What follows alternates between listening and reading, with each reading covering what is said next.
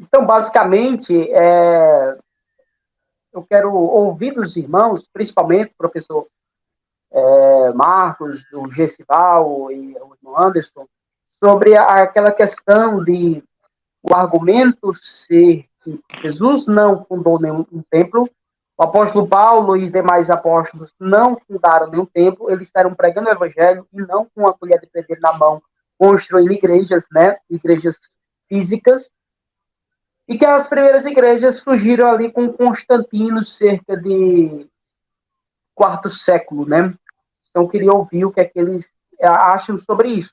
E já Ok. adianto minha posição, dizendo o seguinte, na minha opinião, por que Paulo não plantou igrejas e as pessoas do primeiro e segundo século?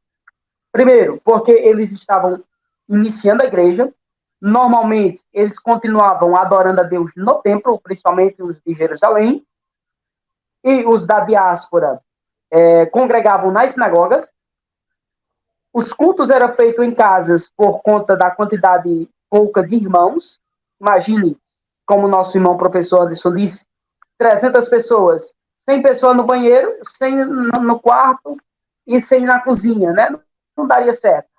Mas também pela questão da perseguição. Como se constrói igreja se a igreja cristã está sendo perseguida? Né? Mas eu queria ouvir o que é que os amados irmãos entendem sobre essa questão. Se quiser, eu começo. Posso? Ok. Eu acho que o áudio do presbítero Paulo tá.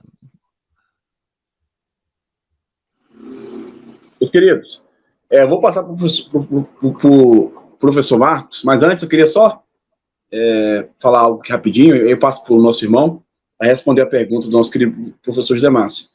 É necessário, meus irmãos, a gente entender a respeito disso, né, sobre essa organização.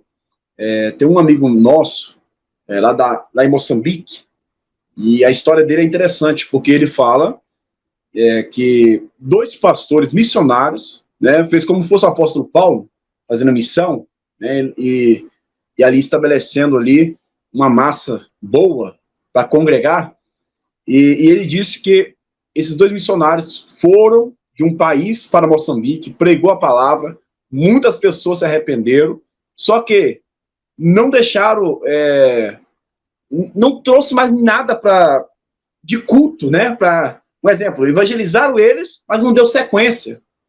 Aí, olha a visão da igreja, né, desse primeiro que converteu, esse obreiro que converteu lá. Ele falou, não, mas está errado. Nós temos que continuar no processo de culto a Deus, de adoração a Deus, de leitura da palavra, como os missionários fizeram. E para tanto, o que nós vamos fazer? Vamos procurar alguma igreja. Aí os irmãos falaram, mas pois bem, nós orando a Deus, Deus mostrou que o Senhor vai ser o nosso pastor. E ele foi o pastor, e hoje tem igreja de mais de 300 pessoas, né? Uma igreja simples, a qual a gente dos bereanos tem ajudado eles lá, né? Então, o pastor Caetano John, um abraço para ele. Então, a gente vê que, ao meu ver, o apóstolo Paulo fez dessa forma, né? Ele foi como missionário, pregou a palavra, né? E levantou homens de Deus ali capazes para continuar dando sequência naquilo que nós chamamos hoje de modernidade, hoje da igreja, mas outrora era bem mais simples, né? E a gente vê claramente que se nós formos olhar de problemas de dentro da igreja, nós vamos ver também do mesmo índice de decadência, de caótica, das pessoas não aguentar ficar entre os irmãos dentro da igreja, acontece, infelizmente, em outros ramos também, como, por exemplo, o casamento. Então, nós estamos vivendo um tempo em que ninguém está querendo ficar estruturado em nada, né? Na verdade, qualquer probleminha quer sair da igreja, quer largar o casamento, quer fazer tantas outras coisas. Então, nós estamos vivendo um tempo que a própria palavra de Deus fala que o amor de muitos se esfriaria, né? Infelizmente, irmãos, a gente tem que despertar os irmãos a respeito disso. Professor Marcos, continua, por favor. Responde a pergunta do professor José Márcio aí, Ok. em nome de Jesus. Bem, essa pergunta que o irmão falou, José Márcio, ela é importante porque geram diversas discussões nesse quesito.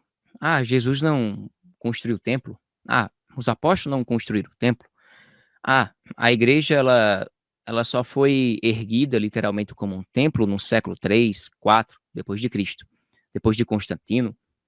Então, nós não precisaríamos. Bem, se for analisar superficialmente a partir dessas indagações, mesmo assim a igreja surgiu, século 3, 4. Eles viram a necessidade de ter igreja.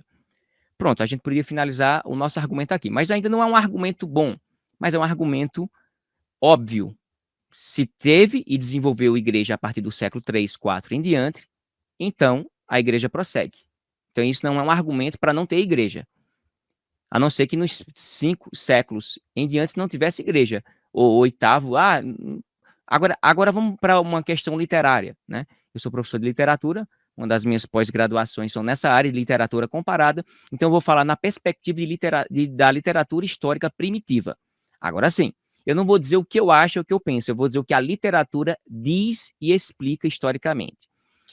A partir do ano 64, quando o próprio Nero César botou fogo, ateou fogo em Roma e botou culpa nos cristãos, simplesmente isso já nos dá uma resposta. Porque Jesus não mandou fazer um templo? Porque nós estamos vivendo, vamos imaginar, os cristãos primitivos estavam vivendo sob pressão. Era dado dinheiro, posições para perseguir cristãos.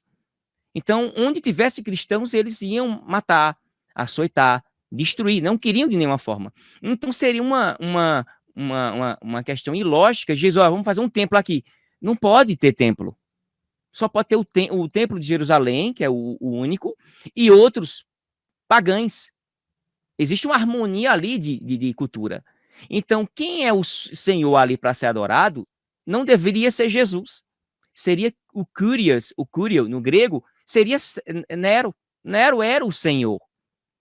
E mesmo sabendo que os cristãos estavam adorando um outro Senhor, eles eram perseguidos. Então, é ilógico achar, Jesus não quis fazer igreja. Não, é uma questão ilógica. Ou seja, faça um templo, bota aí, faça um templo para adorar. Ia ser destruído de toda forma. Jesus sabiamente sabia o que ia acontecer lá na frente. A gente vê num prisma, apenas numa dimensão, e não consegue enxergar lá na frente. Quando a gente não tem visão espiritual, ou não temos bagagem histórica, literária da palavra de Deus, a gente vai especular muito. Primeiro, não teve templo porque eram perseguidos. Eles eram perseguidos de tal forma que eles tinham que se reunir em casas. Se reunindo em casas, isso já mostra que não tinha templo. Por que não tinha templo? Por que será? Uma criança de 5 anos de idade vai responder. Se todo mundo é perseguido por professar essa fé em Cristo, como sendo o Senhor e Salvador da nossa vida, e existe um cara aqui, um ditador, atualmente, que se diz ser esse Senhor, e ninguém pode adorar outro a não ser ele se intitulava de Deus. Então, é razoável achar que não ia ter templos. E se alguém fizesse um templo, seria loucura. Então, é mais razoável eu cultuar na casa do irmão, fulano, ciclano, beltrano, todos em uma mesma unidade espiritual, doutrinária, na doutrina de Cristo e dos apóstolos. No século I, II em diante, aí a gente começa, depois de Constantino, a gente vê agora que é autorizado por Constantino e depois outros que vão colocar outros tratados de não mais perseguir os cristãos e a religião oficial ser justamente cristológica. Embora saibamos que o próprio Constantino, ele botou como religião oficial o cristianismo e depois começou a introduzir o paganismo dentro do que conhecemos hoje como cristianismo primitivo. Mas mesmo assim, ninguém mais perseguia, era proibido. Então aí agora pode fazer o templo? Pode. Por que antes não podia? Quando um ateu vem perguntar isso, tu sabia que não era para ter igreja, não sei o quê, você não vê no Novo Testamento igreja, ele disse, você é muito leigo, eu ia chamar outro nome, você é muito leigo, vai ler Bíblia, vai entender, não teria que ter, e se tiver é mentira, se tiver é mentira, se tivesse é mentira, se algum redator botasse que existia igreja naquela época, como conhecemos hoje, já era mentira, adulteração, mas não tem, porque a palavra é fiel, em mostrar historicamente que não poderia ter igreja. Não é ser o que eu acho, o que é que você acha, o que você pensa. Não, é o que a história mostra da literatura primitiva, é que não poderia ter templo físico, porque ia ser destruído, queimado, perseguido. Os irmãos preferiam ficar em casas, que ninguém ia saber. A fé ia crescer entre os irmãos. Para, no final, somente Jesus saberia, lá na frente, se preocupe não. Nero vai perseguir, outros ditadores vão perseguir, mas a igreja, ninguém... Olha, eu estou me arrepiando aqui todinho. Ninguém terá força contra a igreja. Ah, não tem igreja no Novo Testamento não, vai ler Bíblia, vai entender de visão espiritual. Somente quem tem visão espiritual e conhecimento histórico poderá responder facilmente a qualquer cético, ateu ou desigrejado, militante, ativista, delirante. Eita, adjetivo gigante. Desculpa os desigrejados que são militantes, mas infelizmente vocês são tendenciosos a pegar irmãos leigos de Bíblia, de história, de arqueologia, de literatura. Uma das coisas que eu mais amo foi a minha formação em literatura, pós-graduação, para esclarecer isso. Ateus do meu canal vieram dar feedback, dizer assim, eu estava me alimentando no canal A, B ou C, achando que era uma coisa, perguntei e você respondeu e tirou minhas dúvidas. Nunca mais eu volto a ler. Disse, não, se você quiser voltar, pode voltar. Agora faça um afunilamento. Saiba diferenciar o certo ou o errado. Porque no meio de uma verdade, existe muita tendenciosidade. E é o que acontece. E finalizando, igreja, como foi falado aqui de Ek e Kalel, eclésia, na verdade, nós saímos para fora não para ficar fora, mas para resgatar quem está de fora, que são os desigrejados. A igreja surge para resgatar quem está fora. Amém?